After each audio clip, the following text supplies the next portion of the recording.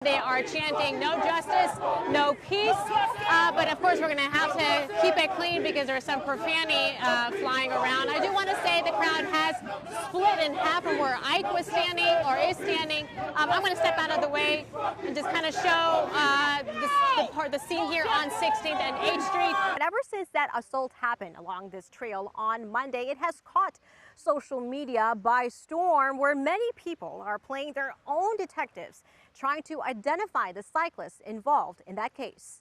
Yeah, totally. Not one empty table, but now it's just me and the empty tables at the moment. But certainly, Sean, that was not the case earlier tonight, as people were really taking advantage of the nice weather we were having today. We're talking about Benson Garage Doors. They're based out in Gaithersburg. They tell us that some of their customers have been calling them, telling that someone is posing as a technician coming out to their house and replacing their garage doors. Well, since then, the company's actually put up this warning on their website to let people know about it. The Coast Guard lieutenant from Silver Spring, accused of plotting to kill prominent Democrats and journalists, will serve more than 13 years in prison.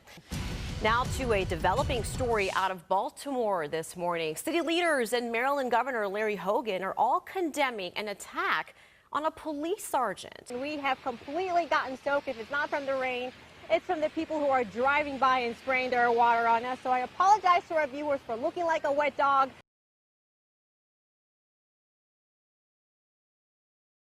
She has nothing. Do not touch her, sir. Leave her alone. Sarah, just walk away. Hey! Hey, get off of her! Just get out of here. What? Hey! Tonight, Maryland National Capital Park police are looking for the man you see in this video, charging at 3 teens on the Capitol Crescent Trail. We talk with one of the teens who asked not to be identified. It was about right here where he shoved his bike into me, and there are a little indentations in the dirt where you can see where I was. The victim says he and his 2 friends were hanging up signs in an affluent park of Bethesda to bring attention to racial injustice. The cyclist, he says, allegedly did not like what they were doing and not only assaulted them physically, but verbally too. Screaming at us, saying we're inciting riots and calling us deviants. And then on his final way through, he tried to punch me. Now investigators have made their own poster with images of the cyclist, sharing them on their social media. The fact that he felt justified in doing that, I think, is pretty telling. Meanwhile, our Fox 5 crew also captured officers on the trail removing posters on Wednesday. We have inquired about the poster policy in the park and are waiting on answers. Look around and you wouldn't think we are still going through a pandemic. It seems families, friends, and co-workers, many of whom probably hadn't seen each other due to the lockdown restrictions, couldn't wait for Bethesda Streetery. I think people are just, starting to get their sea legs and figure out, what's right for them, whether it makes sense for them to go out. For many people, it did make sense, especially when they didn't have to keep driving around looking for parking like they would be on a typical summer evening. It's very weird, but I love it because I'm usually the one looking for parking on these streets, and so actually the parking garages were really empty, which was surprising. For some restaurant owners, being able to utilize shut down streets to create essentially a whole new eating space meant lots of preparation and new changes, not something they could just, wing it. Trying to, be friendly to people without being able to smile at people, going over to a table with masks and rubber gloves on, and the plastic cups instead of glassware and plastic silverware instead of actual silverware. So it's been a learning process. Montgomery County is taking some time getting into phase 2 of its reopening, something that council member Andrew Friedson says he's aware that some people have criticized the county for. We're trying to reopen just as fast as the public health experts think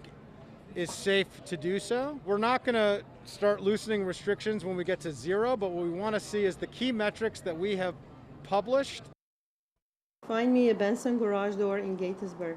It was this simple online search that Leah in Germantown says has now led her to fighting to get her money back. The gentleman who came up and I said, why doesn't your car have a name? Benson garage door. He said, oh, it's a new car, I don't have a name on it. Leah says that was the first clue that made her think something wasn't right. She says the man who claimed to be with Benson Garage Doors installed her door, but then when it came to paying for it, the credit card receipt looked a little weird. There was nothing on the receipt. It doesn't say what product he used, what's a company name, what's his name, does it have a warranty. Leah says she called the real Benson Garage Doors the next day, and to her surprise, they had never sent anyone her way.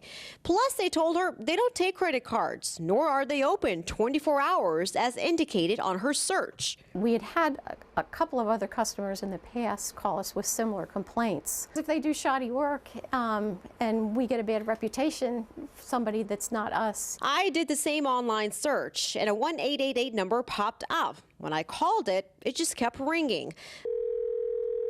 Then I called a cell phone number Leah gave us for the technician. I told him who I was and that he is being recorded. You said you work with Benson Garage Doors? Yes, garage door and locksmith. You're a locksmith? Yes. Okay, but then Benson Garage Doors is not a locksmith. The man on the line continued to say he works with Benson Garage Doors until he directed me to call his boss. When I did, no one answered and no voicemail either. I'm just hoping that this doesn't happen to anyone because I still don't know who these people are. I would say when you do a search, look at where it's sending you. I also reached out to the Better Business Bureau, and they tell me it's easy for someone to duplicate a website or digital ads for a business. But here are some things to keep in mind. Be sure to do your own research on bbb.org. The information is given directly from the business to the BBB before it's published online, and every consumer should verify that they are working and in contact with the correct business. Back to you.